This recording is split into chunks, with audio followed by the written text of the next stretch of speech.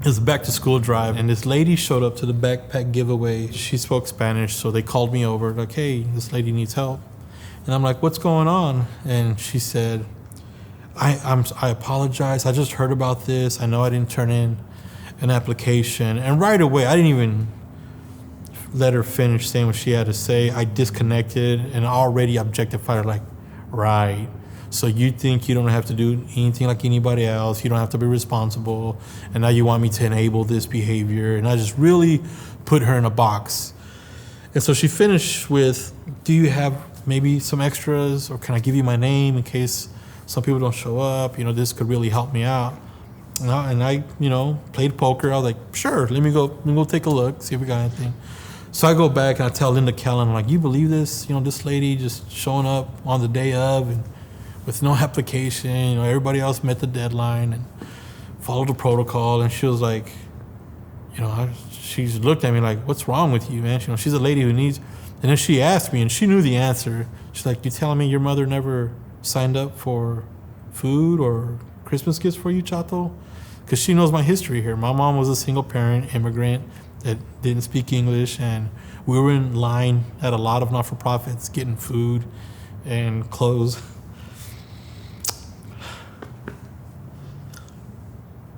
So we found 2 backpacks, and I gave them to her, and she was so grateful.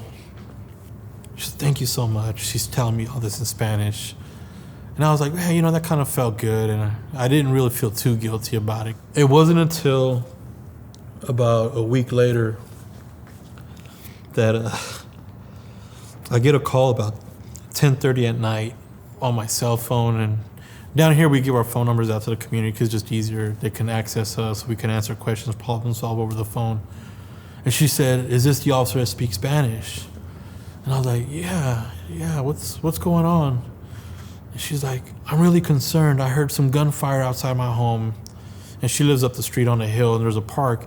And when I looked out the window, I saw some young boys with big rifles. And I think they're going to kill somebody because they're hiding in this bush, and they're waiting. And now the cops are showing up. And she's like, oh my God, those cops don't know that those kids are up there. They're going to shoot the cops. I needed to call you because I feel this obligation to you. You helped me out the backpacks. And you need to know this. And I don't speak English. I was just so overwhelmed, and I was just so grateful. Like, thank you. Okay, I'm going to hang up now. Thank you so much for calling. Called the dispatcher, gave them the information. They relayed it to the sergeant on the scene, got the guys out of there, brought the helicopter up, put the spotlight on the guys, and they were able to order the kids out with their hands up. Thank God they cooperated.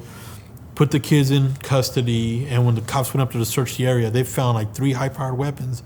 It was SKS, AK-47, and Uzi. And they told the cops, we are here to assassinate this guy who's this gang leader of this West Side gang.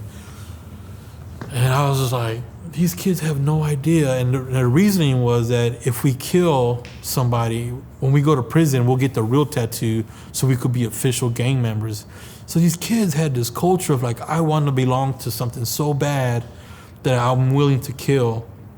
And all I could think about was like, if this lady doesn't call, they're probably in a gunfight with these cops, and these cops are outgunned. And these kids, hey, kill a cop, kill a gangbanger, they're going to prison. That's their objective, is to get locked up, to get caught.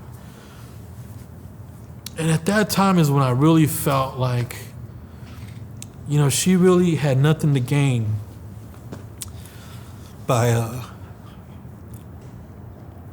calling me that night. And I was so just disappointed that when I first met her, I looked down on her, and judged her. And that reflection really brought it home to me. Why? Because even at that time, I couldn't understand why we were giving out backpacks, completely forgetting about what it was like to be that kid in that house and your mom not know the language, or your mom doing everything in her power to take care of the family. Here she was, this person who had zero to gain and picked up the phone out of concern. And then to hear,